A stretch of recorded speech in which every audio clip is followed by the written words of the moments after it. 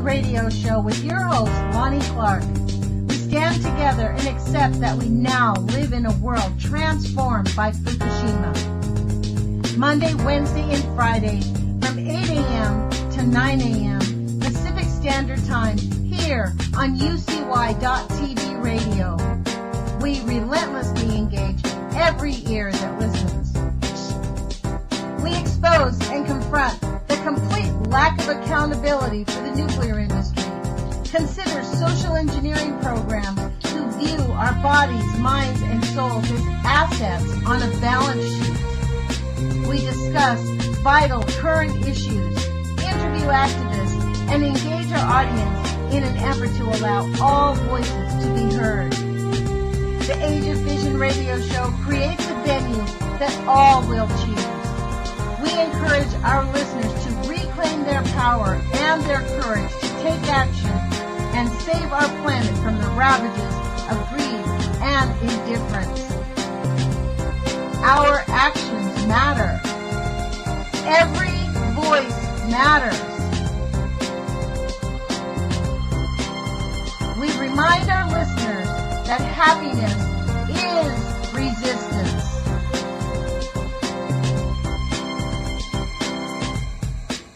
Love is greater than fear.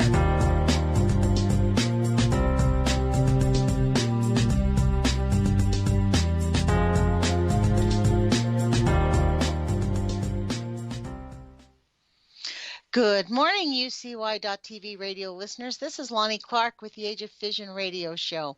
Thank you for joining us. It is December 2nd, 2016.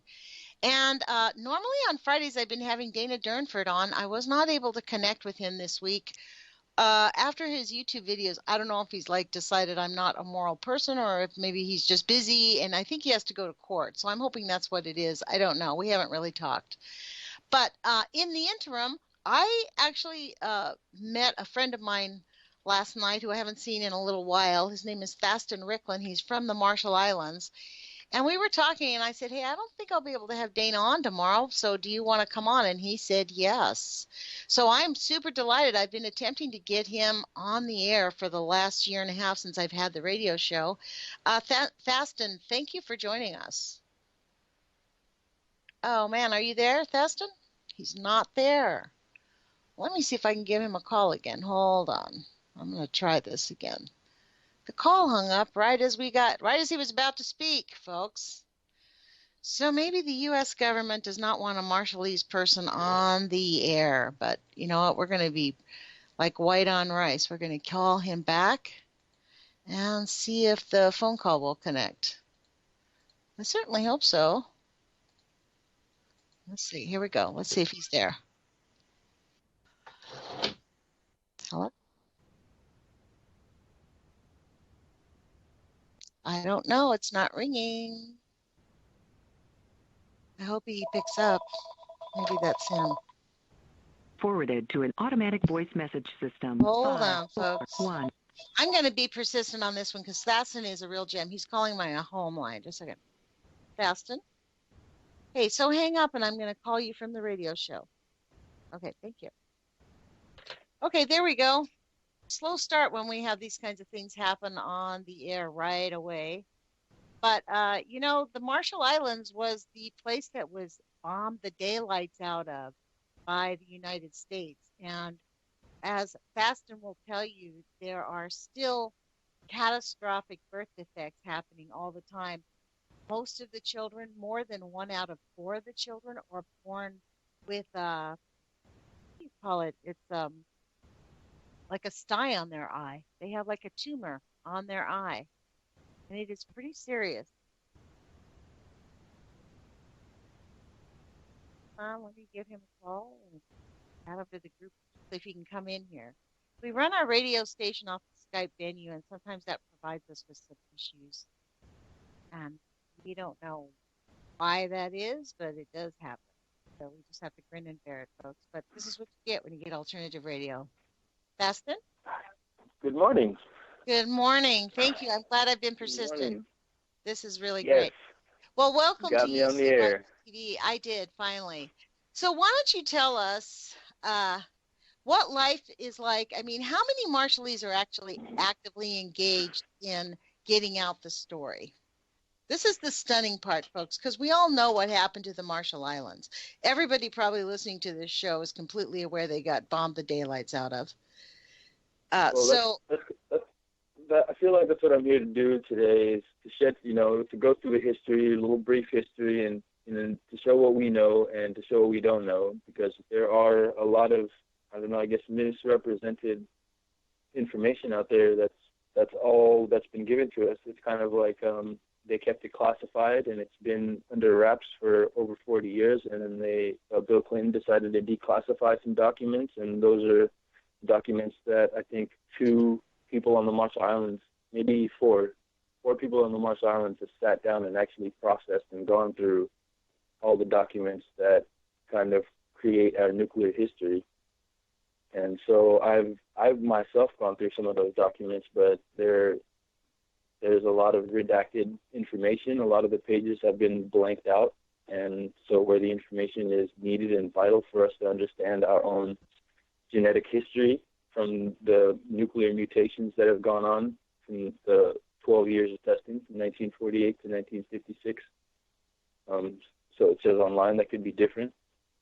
But I'm here to speak on behalf of the Marshallese worldwide. How we greet each other on the Marshall Islands is a local greeting, Yokwe, Y-O-K-W-E, and that means you are the rainbow in the Marshall Islands. So if you can imagine yourself on a beach, out on a deserted island in the middle of the Pacific Ocean, paradise, right? And then, boom, you witness what looks like the sun rising out of the earth. And then you feel it. You feel the sun rising out of the earth. So I'm here to share that story, that history. And I've worked with a few social justice groups and nonprofits, and I advocate to raise awareness for Pacific cultures affected by the rising seas. So I will continue. I will cover what we know, the people, and what can secure a nuclear-free future for the Pacific. So my plan for is the to keep it world, short. let's just, if we can For the secure a world, nuclear-free right. Pacific for the Pacific, we get that. I mean, let's just be honest. Post-Fukushima, there is no nuclear. And frankly, post-Marshall Islands, there is no nuclear-free Pacific. I think the idea behind the nuclear-free Pacific was to get at least one part of the world, a region of the world, nuclear-free for extended amount of time, and to keep continuing to fight for nuclear freedom. Even though you are correct, there really is no such thing as being nuclear-free this day and age because of all the exposure we've been exposed to. I mean, since the 40s. To be honest, though 2 bombs in World War II were a drop in the bucket from what the experimentation did. So we're all scared of like, oh, we're going to have a nuclear bomb again. Well, what the fuck? They're not even worried about like the contamination they created 60 years ago. And this is what I wanted to ask you about now. In the Marshall Islands, because this is the lie, everything's fine. The people are fine. Everybody's healthy. If they have their own little world, they're learning how to be. I know somebody who literally said, these people are lucky we bombed them into the 20th century. No, that is not true. There are unheard of genetic mutations and stillbirths at the highest rate ever. Of stillbirths in the world, still, just because of per capita. There's only about 70,000 Marshallese worldwide, and about a little under 50% of the population has experienced stillbirth or some type of traumatic childbirth experience. And in the Marshall Islands, it's kind of taboo to talk about those things in a family setting. Why? It's been church repressed. The church has been there for a long time, and it's what do they call it? The Vatican, of course. The Vatican really. It's a savage practice. What's a savage practice? To communicate how your environment after the testing is affecting your reproductive system.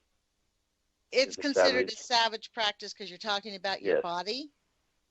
Well, we have to understand the people of the Marshall Islands back in the 40s didn't have words for what they were feeling and how they were to express what the child they were giving birth to. They had to compare it to a mango or breadfruit, and the Navy doesn't understand that this woman just came up and gave birth to what looks like a breadfruit. To them, it's a joke. Does that make sense? Like to the military, it's like, oh well, you're preparing your food wrong. It's not. It's nothing. No, It has nothing to do with the testing. They knew exactly what they did, Thaston. They knew exactly what they're doing. They knew exactly what they were doing. It's gaslighting at the highest level. It's abuse. It's physical violence. This is why we have such a horrible problem with physical violence in our country, because it starts at the top and it does trickle down. There is a trickle down. That is where it trickles down from. I mean, honestly, that's why it's so important for you. I hope that you will come back regularly, because our listeners do not get to hear from the Marshallese or anybody who's actually has family there or understands the culture. I would like to come back regularly. I'm making sure the information I have is vital, and it's what people need to hear, so things start to change, because we do need to contact the representatives, and we do need to make sure they know the impacts that this is having on them and their communities, because their voice matters. Well, look, let me ask you about these documents that you have. Is this something we can access, or do you have PDFs that we can put links into the show, like at some point in the future? Like if you give me the links, we can put the links in the podcast so that people could actually read the documents for themselves, because a lot of people like to do that. Yeah, I know. Okay. I mean, how hard is it to get these documents? Well, I'm going to be honest with you. I'm pretty, I research Marshall Islands nuclear history almost twice a week. So I'm on my computer and I'm Googling Marshall Islands nuclear history the last 24 hours, and whatever comes up usually is what I'll read through. And a lot of it changes from time to time, depending on the source. So Thaston, if you don't mind, I know you personally, so I think your story of how you found out about the Marshall Islands, because tell your story, because that's a fascinating thing. This is how the liars are able to get away with this, because they are rewriting history. Tell them how you found out about your history in the Marshall Islands. So I was born on the Marshall Islands on Majuro Atoll in 1988, and I was basically most of the time raised by my grandparents, and so they taught me a lot of Marshallese history and the culture, and my grandfather worked at a radio station, so he influenced me a lot, working with him through his radio station. And there wasn't very much information on nuclear testing and radiation and the contaminants that are, lingering in the atmosphere still 40 years, 50 years later, when I was present and living on the Marshall Islands. And then we moved to the States out of kind of necessity. There wasn't a lot of resources on the islands, and it was crowded. There's about 30,000 people living on 64 square miles. That's pretty crowded. That's a lot of infested diseases and sewage and a lot of things that the islands just couldn't handle. So my grandparents decided to move us to the United States. So my grandparents, along with about 16 nieces and nephews, moved to Seattle, Washington, where I was put into elementary school and all the way up to college, and that's where I learned from an anthropologist, Holly Barker. She spent about 20 years of her life working for the Marshallese people, the people of Bikini Atoll, to raise awareness for them, so they have adequate and just compensation for their loss of land and physical loss. So she sat me down, Holly Barker sat me down and told me that there isn't anybody fighting for the Marshallese people, that nobody's standing up, and everybody's been silenced. The people that do stand up, they're stuffed money into their mouths and put back down.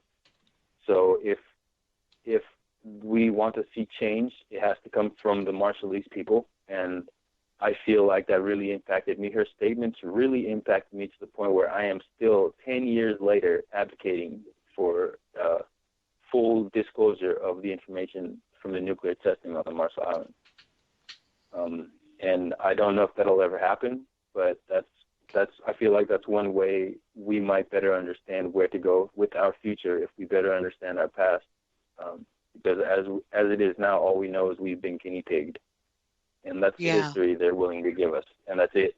We've all been guinea pig. Let's be clear. So I'm a little livid at this point because it's been 70 years, and there's been more compensation given to people building the bombs in Hanford and in Los Alamos. There have been billions of dollars given to those scientists and people that were affected by the nuclear contamination from building the bombs. There have been more compensation for them than the Marshallese people. And the Marshallese people still live out nomadically on islands that the United States government moved them out to. And these are islands that there's no fishing grounds.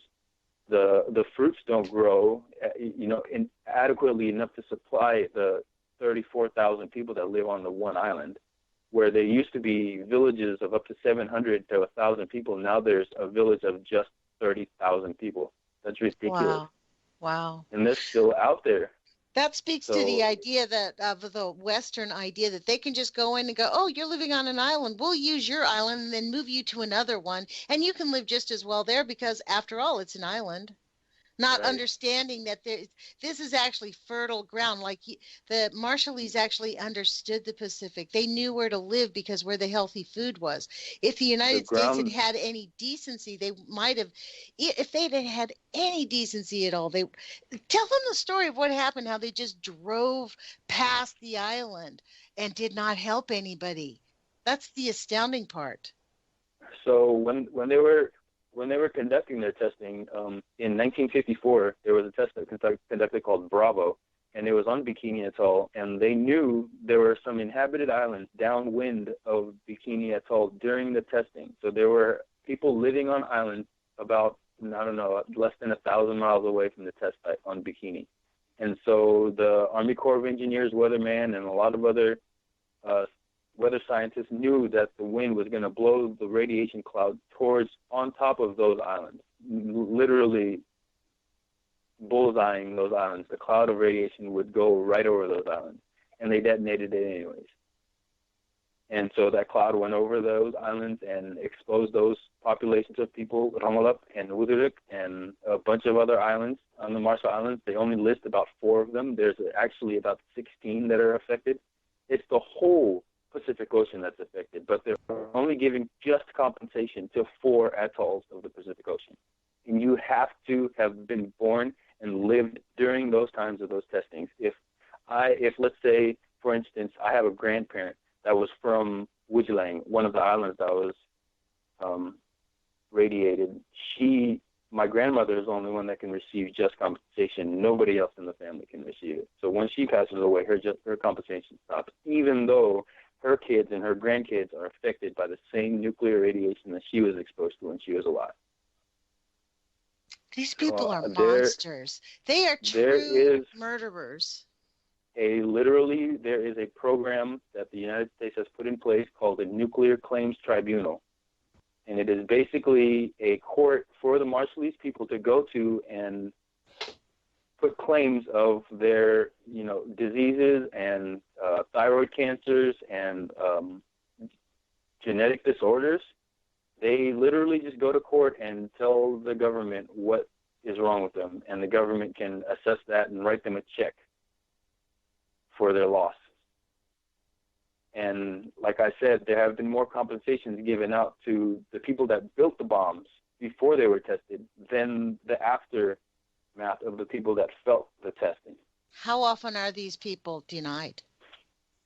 To this day, the Compact of Free Association, there is a part in the Compact, there's an article in the Compact that allows the United States to continue testing and continue their military operations in the Pacific. It's called the USAKA base. That's where they're continuing their testing. On the Marshall Islands, on Kwajalein Atoll, there's a base that the United States still runs their testing programs on, still to this day. And there is an article in the Compact of Free Association that allows the Marshall Islands to be an independent nation as long as we allow the United States to continue testing in the Pacific. So, and with that Wait article a minute, would you say that again? I beg your pardon. Would you say that again? No, I want to get that term. The Marshall Islands, before they became independent, they were a U.S. trust territory. And while they were a trust territory, the United States conducted their 12 years of testing. And in 1986, the United States and the UN granted the Marshall Islands their independence. Now, while they were granting their independence, they gave them an article. It's called wow. The article it's called Free Association. So we, the Marshallese people and people from Micronesia, can travel and work and come reside in the U.S., but we can't vote. European Union. We don't have the right, but we don't have the right to vote, and we can't. Something else, we can't run for political office unless we're a dual American citizen, which is a whole travesty in itself to try to get dual citizenship. So it's still the article states that in order for the Marshallese people to have able granted access into the United States, there can be no more nuclear claims tribunal claims. What? So all past, all present, all future claims for nuclear tribunals are exempt because we are allowed free access into the United States. What year was that? This is 1986. Wow. The Price-Anderson Act on the Marshallese. Past, present, and future. I think it was Reagan. I think it was Reagan that passed it because it's the Ronald Reagan Ballistic Missile Test Site. That's the name of it. And it's funny because they shoot missiles, Minuteman missiles. They're unarmed Minuteman missiles. It takes about $20 million taxpayer dollars to shoot one Minuteman missile, 60 seconds to get from Vandenberg, California to Bullseye, the Marshall Islands. I think the last one was in September. September of when? Last year. 2015? Yes. They sent They sent a bomb directly to the Marshall Islands last. Wait a minute. Still. Is that for real? No, you're telling me. Like I'm dead serious. And you're still doing target practice on the Marshall Islands. To make it even worse, there were activists protesting outside the gates of Vandenberg, and they were arrested. And no news media, no coverage, and no nothing. I don't know where those people are. That was a year ago. What month? September 23rd, I'm pretty sure. Oh, man, that was right after I started my show. I think I started my show. You should have called me, brother. Like, we would have had you on the air immediately. I'm learning as I go. I have to pick it up as I get it. Last year we knew each other, but you probably weren't used to saying, hey, I'm going to be on the air. You're on the radio. Let me be on the air. This is amazing. Had I known that this information was as vital as it is, I would probably be on more radio shows and more boxes talking and just expressing how I feel about this, because this does help me process through it. It definitely helps me. Well, I'm glad. Get through the information, but it's still I'm the only one going through this information. I have a question to ask you about this testing. Does it have nuclear weapons on it, or is it just regular DU? I think they're using depleted uranium bombs regularly now. I think they've changed. The bombs. The 12 years they conducted the testing. Now, if you can imagine, from 1946 to 1958, the Marshall Islands underwent 67 thermo and atomic nuclear tests with the firepower equivalent. Now, 67 tests with the equivalent firepower of 1.6 Hiroshimas every day for the span of 12 years.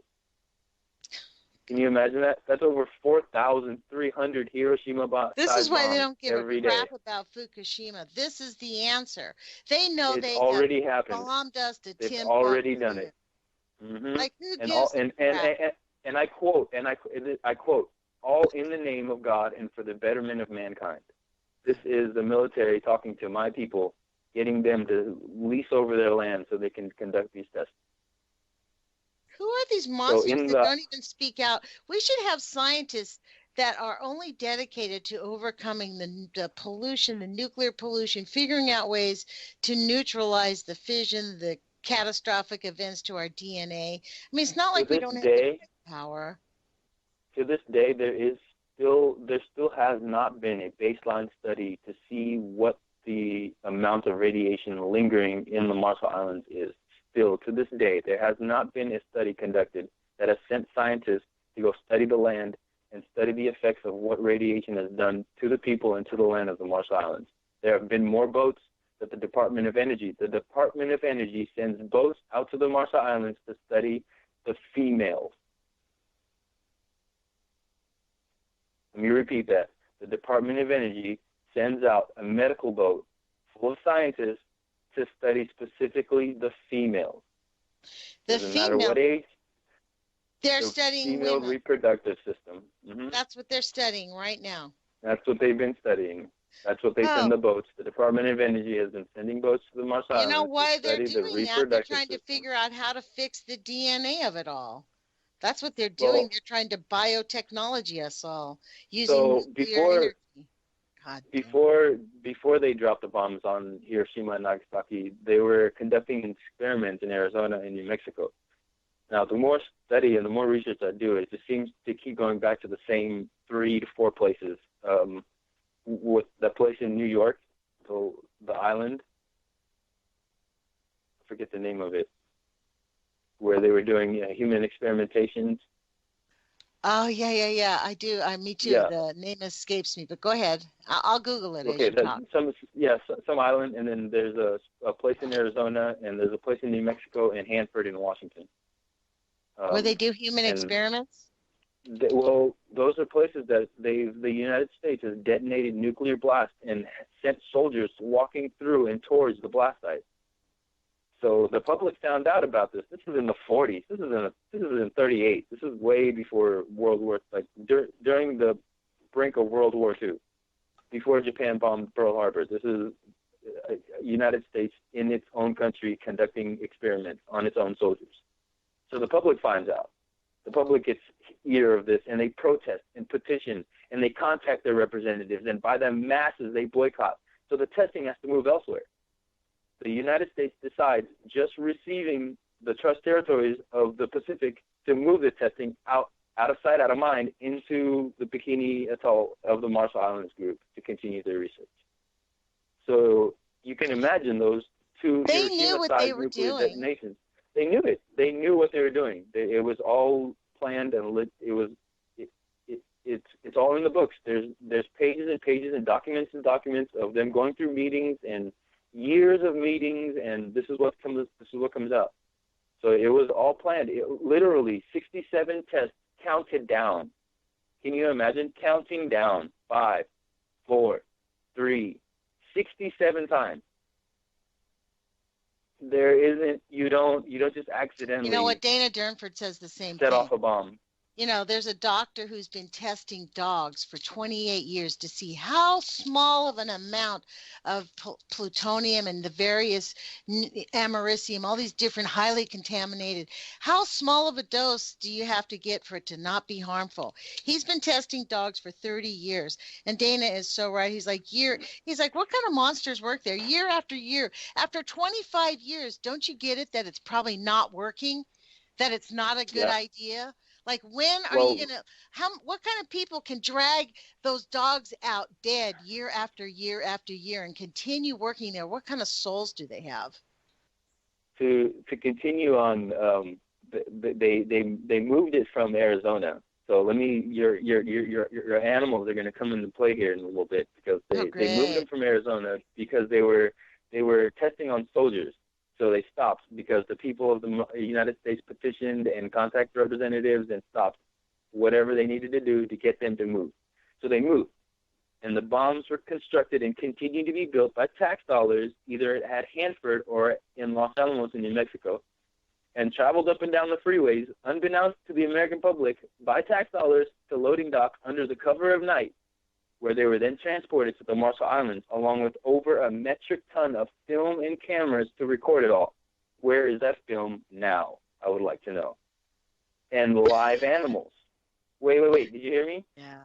on top of the metric ton of film and cameras, they also sent live animals. Wait, live animals? There's That's that not film right. that you shared with me called Half-Life. It's written. Yep.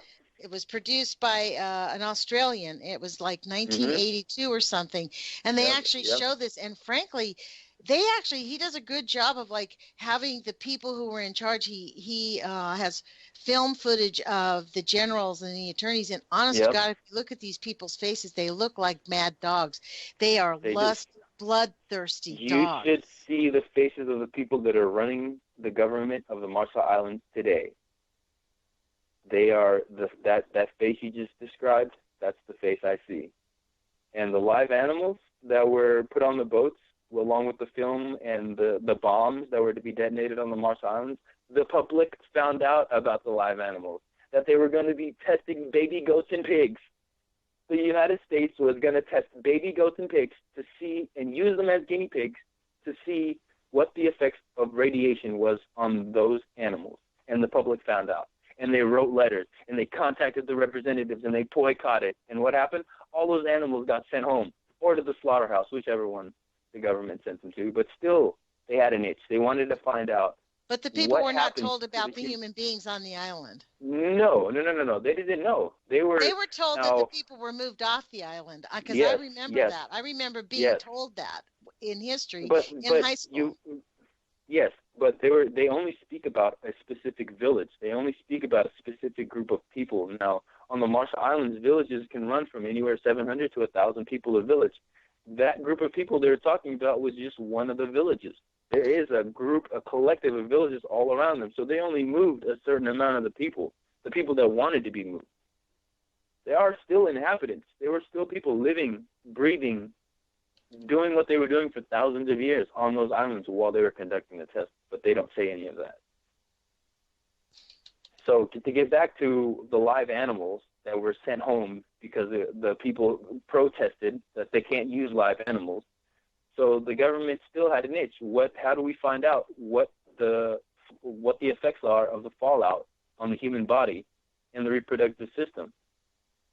So to better gain knowledge, they just continued their testing, knowing that there are people there. Now, Greenpeace found out about this, I think, in the late 80s, and took it upon themselves to go move the people of the Marshall Islands, because the people of the Marshall Islands were petitioning. They were writing the government. They were writing the UN. They were writing every avenue they could to get just compensation and justice for their people and the travesties that they've been put through.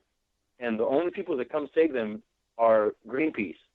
And Greenpeace came in and literally moved thousands of Marshallese off contaminated soil onto non-contaminated soil still within the Marshall Islands.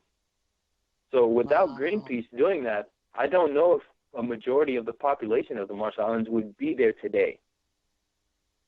I honestly do not think that anything would have been done had Greenpeace had not stepped up. And that boat that moved those people was bombed in New Zealand years later.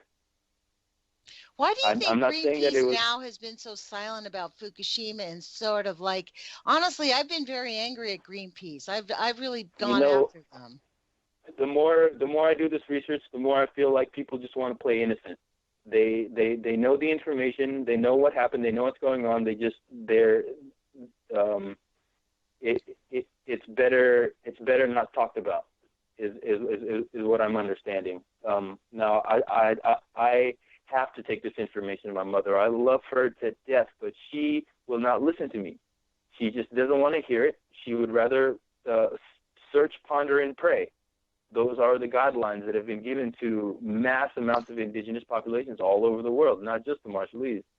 So I feel like this is information that is my history that I need to understand to tell my children so they understand where they come from.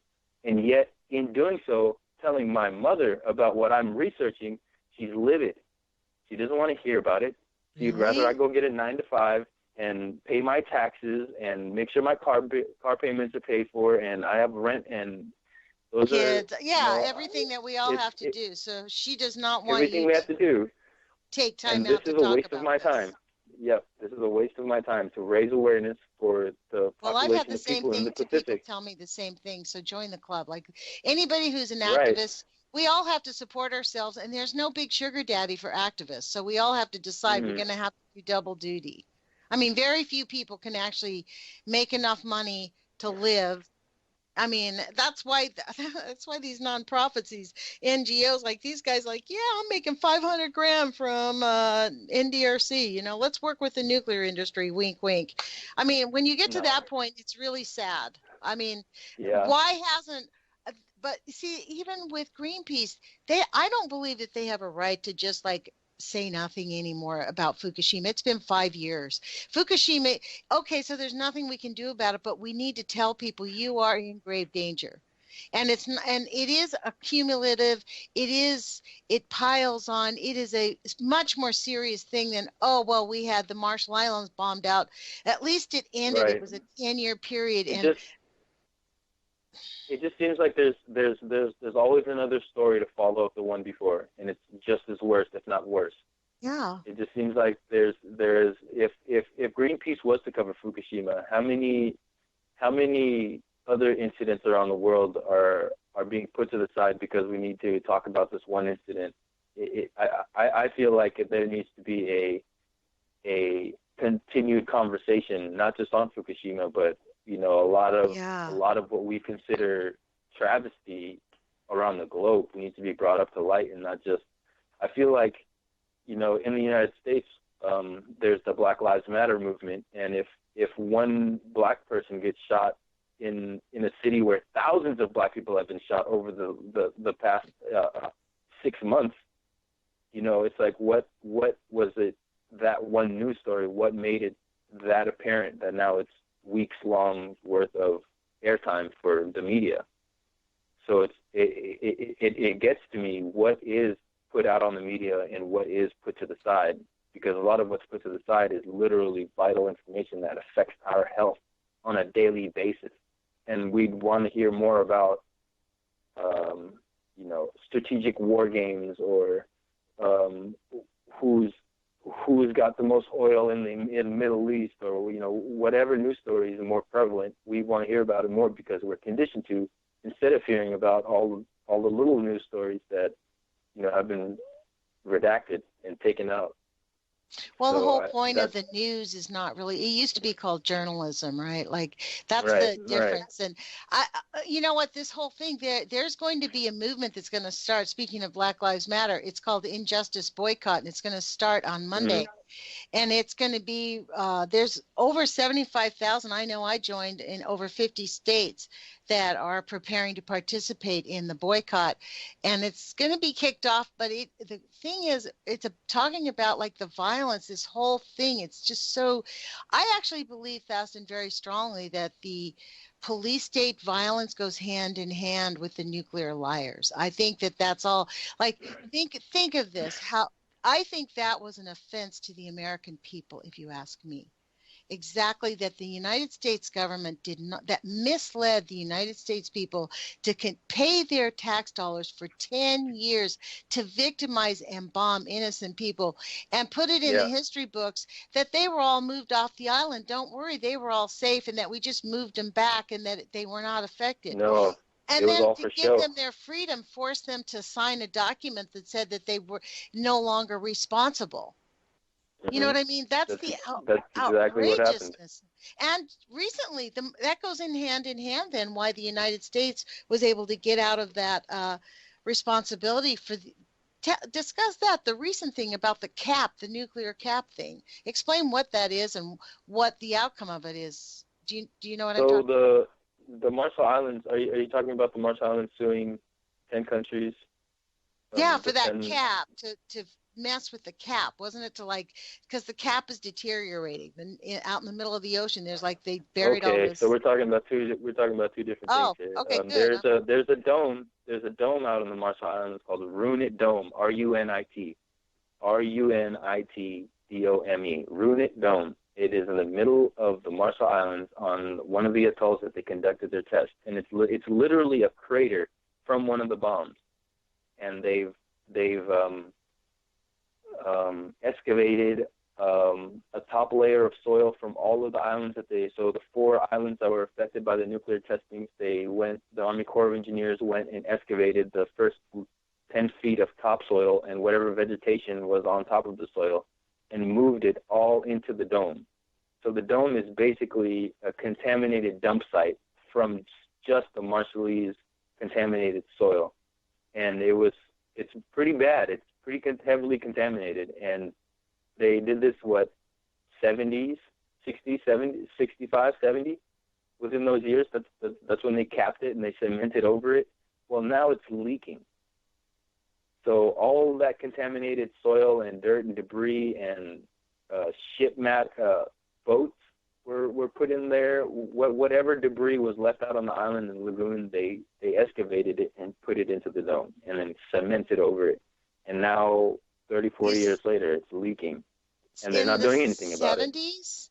So they left that stuff there for 20 years before they did anything with it? Yeah. 20 plus years. And they expect that the people of the Marshall Islands were not affected by the contamination that it emitted for 20 years? Well, let me get you in on a little bit of a secret here. In the Marshall Islands, we consider ourselves contaminated already. In the Marshall Islands, the president in 1994 put out a PSA, a public service announcement to the people of the Marshall Islands and to the world in general. If you would like to bring your radiated garbage into our islands, we'll dispose of it for you. No problem, thumbs up. That was a PSA by the president of the Marshall Islands in 1994. So we can collect your radioactive garbage because we're already radiated, past the point of anything coming back. Just bring your radiated garbage, we'll dispose of it for you, and you have no worries. That is a PSA announcement in 1994 from the president of the Marshall Islands. That is how bad it has been. How affected are the people? I mean, I know my sister told me there's a lot of people with diabetes. That is a very current, and it's not from eating junk food, but it's from radiation. Radiation causes diabetes, being radioactively contaminated. A lot of the health effects that the people of the Marshall Islands face comes from years of displacement, lack of diet, starvation. They've been moved on the islands where there is no food and they cannot provide for themselves, where they were on an island that did have an abundance of food and a lagoon with fish and ways of catching those fish. Now they're living on an island that doesn't have any of those resources. They cut down all the fruit trees, all the palm trees, so they can construct these concrete houses for 30,000 people. So they cut down all the fruit trees? They cut down everything. They burned everything down so they can build these bases. Wow. So there's a base there. That's also what you're saying, is that there's a base there. There is literally a United States base that houses, I think, about 17,000 U.S. soldiers. And on the side of this base is a golf course. They have yachts. There's it's a resort for the military out in the Pacific is what it is. And there's a fence that separates this resort. And on the other side of the fence are 30,000 people living on 64 square miles. 30,000 people, 64 square miles. 34,000 people. About, I don't know what 64 square miles is the size of, but it is not big. What are the options for medical care on the islands? Like, okay, so everybody's affected. There are no options. What happens, they say, I know my sister was living there for several years. She just moved. But when she was there, she did this fund for this child. He was born with a tumor on his eye, and she said that many children, probably 1 in 4, that was her number. She said, just looking around, looks like 1 in 4 of the children were born with a tumor. That's a common thing that happens. They're born with a tumor on their eye and they can't see. One eye is just sort of shut. And it's a simple surgery. She was like, oh, well, it's a simple surgery. It's not a big mutation. But the problem is there's no medical facility to get off the island. It's $2,000 and nobody has the money. So these children, like the child she was helping was 12 years old or 11 years old and had been half blind most of its life. So she did this fundraiser generate $3,000 to fly him to the island, to fly his parents to the island, to another island, to a medical facility, get the free service. The medical care was free because it was undeniably caused by the nuclear catastrophe, the bombings that they did, the attack. But there was a lot of other expenses, so it took about $2,500 to $2,700. But the military wouldn't pay for any of that stuff, for the flight or any of that thing. So a lot of families they suffer that way. And the government's attitude, the United States government attitude is like, well, it's not that big of an affliction. It's like the Russians saying, well, the kids are being born with 10 fingers. That's not that bad of a deal. 7, 8. Yeah, that's not bad. That's not bad. That's not a bad mutation, so why worry about it? That's beyond comprehensible. I couldn't even fathom. I couldn't understand that mentality. Know, Thaston. I mean, so in your country, how many people are actively engaged? Like, everyone's affected. So everyone's affected, but they're active in their own ways. I can say that for the work I'm doing, I stand alone, because not a lot of people want to talk the way I want to talk. Not a lot of people want to bring the information to light the way I do. Now there's poets, and there's shipbuilders, and there are nonprofit presidents and people that work in and around the Marshall Islands to raise awareness and much needed supplies, I guess, for the people to get medical assistance. But as it is, the Marshallese people are suing 10 nations for international nuclear negligence. That's basically saying that the top 10 countries in the world, including the United States, China, India, Pakistan, a lot of these nuclearly armed countries, aren't doing their job to decrease the number of nuclear weapons out in the world. This is something they agreed to in a UN conference, I think in France. And the Marshall Islands is literally holding them up to it. And their cases are being dismissed. The Marshall Islands takes these 10 countries to international court, and every single court case is dismissed. Why? Because the Marshall Islands, they don't have ground to stand on. Because they signed that contract with the United States. Right. The powerful countries are legitimizing and have ways of, working through the legal system to drop the case. And the Marshall Islands is still pretty adamant. There's a group of attorneys that work with the Marshall Islands, and they've created a nuclear-free, it's called Nuclear Zero, where it's literally there are no nuclear weapons ever in production again. All nuclear sites are shut down. So this is something that the people of the Marshall Islands wants to see happen. This is something that needs to happen for the world to be a better place for the future of our next, future generations. And it's being dismissed. Like, this is high alert. This is something that we need to be aware of on a daily basis, that our air, our water, our soil is being contaminated beyond our knowledge. And we need to hold these corporations and entities responsible for the devastation that we see on a daily basis, because it'll stop. They'll slow it down. But it's not until we stand up and say something that they'll see. And like this dome out in the middle of the Pacific Ocean, it's been there. Nobody's doing anything about it. And the way the government decided to do something about it was send more garbage, send more radiated waste. I mean, where do we go off thinking we have an unexpansible amount of space to dump whatever waste we so choose? That's not acceptable. Like, whose idea was that to tell the president to make that commercial? Not the president. I for sure tell you that. Right. So there's somebody in the background. I mean, even in the 40s, when, like I said, there was a ton, literally a metric ton, probably more, of film, like Hollywood film, sent to the Marshall Islands to record every goddamn given moment on the Marshall Islands while they're doing their testing. Where is that film now? That's what I want to know. What does that film show? And why aren't they showing it?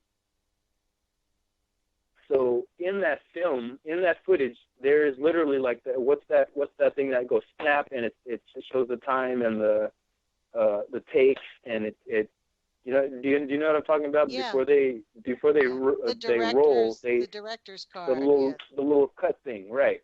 Well, they implemented that while they were asking the people of the Marshall Islands for use of their land to do the nuclear testing, and it's scripted. It's very scripted. The way the Americans talk to the Marshallese and the way the Marshallese talk back to the Americans, it's scripted. There is no way the Marshallese would say that in their own language to an American person. It's all scripted. Like in that movie Half-Life, or in any of these movies that we'll see, none of that old footage is real. None of it. It's all just forced. Wow. No, it's all from the American perspective to show we are taking care of it. We are on top of what we need to be on top of, when really it's the opposite. Well, Thaston, I'm going to put the link to nuclearzero.org in this podcast. And I encourage everybody that's listening to this to share this video, to share this podcast with as many people as you can. Really, honestly, our podcast is going to be on the UCY TV. It's also on YouTube. And please open the links and go to nuclearzero.org or go to Nuclear Zero and sign the petitions.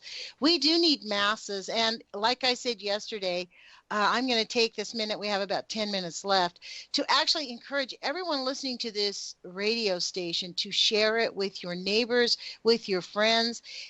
Make it a point to share it with at least 3 people a week. And that way it will get around, because this is information we are not going to hear anywhere else.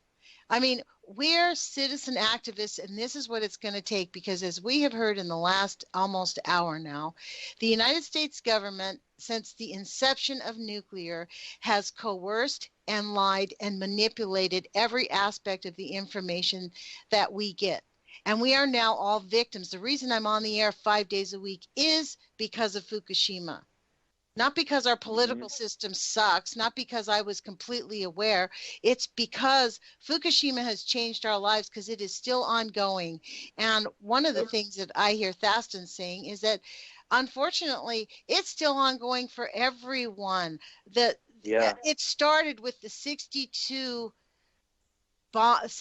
nuclear bombs for 10 years. And that's just our country, not to mention the other nations around the planet. Right. I mean, we have just, that's a big thing also up in the Arctic that's unfolding, is the nuclear waste has just been dumped up there, and they have done bombing and testing and just horrible things all over this planet. The thing that sucks is all the contaminants linger.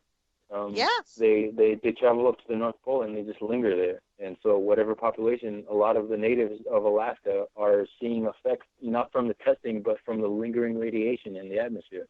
Yes. Well, from Fukushima, that's for sure, because it blows right up to them first. Too. I mean, especially in the last 2 weeks when we had that big we had the earthquake in Fukushima a couple weeks ago. There is radiation in the air. It's probably settling down by the end of this week.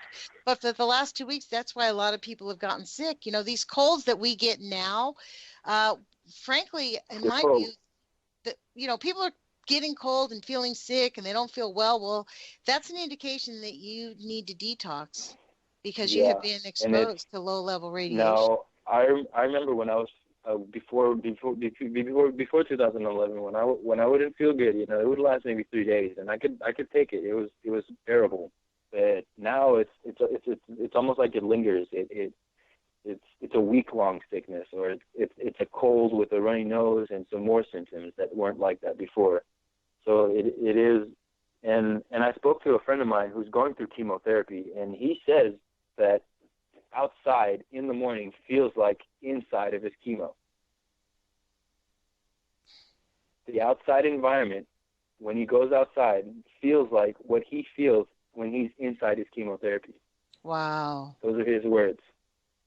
This is back in 2012. Wow. So ever since then, it's like you can taste it. There's a taste.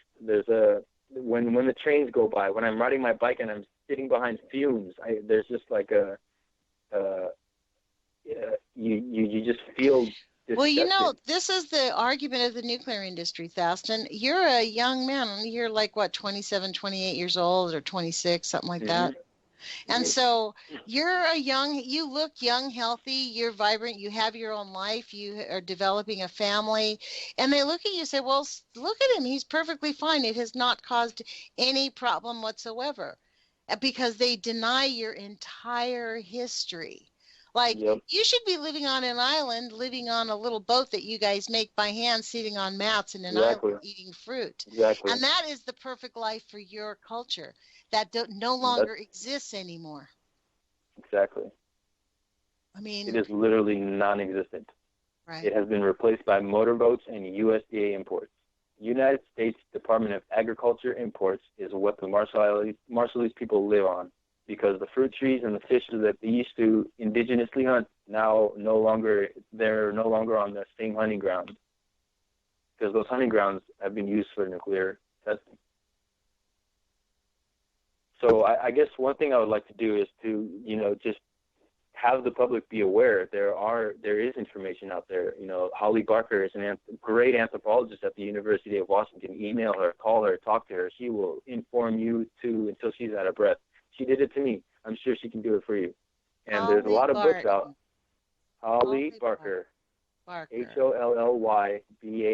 University of Washington. I think I'll give her a little email and try to connect with her, because she is responsible for you. I mean, I was stunned when, we've been friends a couple of years, when you were telling me that you did not find out about the history of your people until you were like 19, 20 years old, and that put you in shock. Like, you could not believe it. It's where I was going to school. I was in college for electronic engineering, marketing management, flying colors in all my classes. I had an architectural grant that I was applying for to get into architectural school. There's all these avenues that I was going for that kind of, without this knowledge, I would have continued in. Does that make sense? Had I not sat in that class with that anthropologist, and had she not sat me down and said, you're from the Marshall Islands, this is vital information you need to know, had she not have done that, I would probably still be on that course of whatever I was doing before she sat me down. So I'm very... it changed your life, like me, with the Fukushima thing. When I found out about Fukushima, it blew the doors open for me. It's like Kevin Blanche says, you can't unknow. It's like you're post-ignorant. Right. That's just the way it is. You can't go back.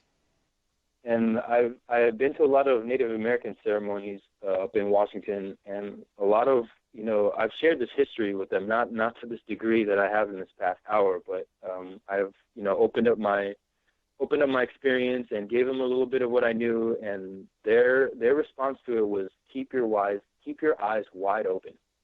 Never close your eyes. Always keep your eyes wide open, no matter what you are doing, because that's when they will catch you, is when you blink. That's when they'll get past you, is when you blink. And so that's a good place to end here, man, because we have 40 seconds here, Thaston, and I want to thank you for joining us. I hope you will be a friend of the show and come back quite regularly. We have a much longer period of time that we can get people on. I really appreciate your information. I have so much information. I am disgusted by how much information I have that's classified. So thank you for letting me share it. You're welcome. Well, look, I do encourage everybody to join us again, share our podcast, share our radio station. Please, let's make UCY.TV a very well-known station. Put your courage feet on. Thank you for listening. We can do something to stop them, and let's get active. Talk to you.